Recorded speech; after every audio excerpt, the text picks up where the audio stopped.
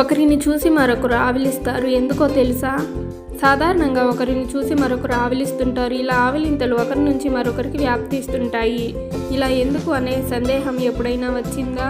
అయితే ఈ కథనం మీకోసమే. మనిషి మనుగడకు సంబంధించి ఎన్నో మిస్టరీలు ఉన్నాయి.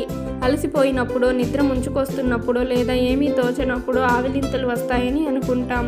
కానీ అది పూర్తిగా నిజం కాదని శాస్త్రవేత్తలు చెబుతున్నారు. ఈ ప్రక్రియ అంతకంటే సంక్లిష్టమైనదని చెబుతున్నారు. ఆవిలింతలు మెదడులో ఉష్ణోగ్రతను నియంత్రించేందుకు ఉద్దేశించినవి.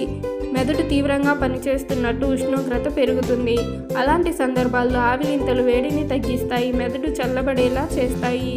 ఇక ఆవిలింతలు ఒకరి నుంచి మరొకరికి ఎలా వ్యాప్తిస్తాయో తెలుసుకునేందుకు మ్యూనిచ్లోని సైకియాట్రిక్ యూనివర్సిటీ ఆసుపత్రి 2004లో ఒక అధ్యయనం నిర్వహించింది.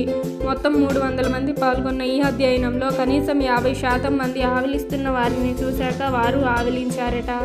మెదడులోని మిర్రర్ న్యూరాన్ వ్యవస్థ కారణంగా ఇతరులను అనుకరించేందుకు మనుషులు సిద్ధమవుతారని, ఆవిలింతల విషయంలో కూడా ఇదే వ్యవస్థ క్రియాశీలకమవుతుందని పరిశోధనలు తేల్చారు. మెదడులోని ఈ న్యూరాన్ల కారణంగానే ఆవిలిస్తున్న వారిని చూసినప్పుడు మనకు అసంకల్పితంగా ఆవి వస్తాయట. Thank you for watching. ఇలాంటి మరిన్ని ఇంట్రెస్టింగ్ వీడియోస్ కోసం ఛానల్ని సబ్స్క్రైబ్ చేసుకోండి.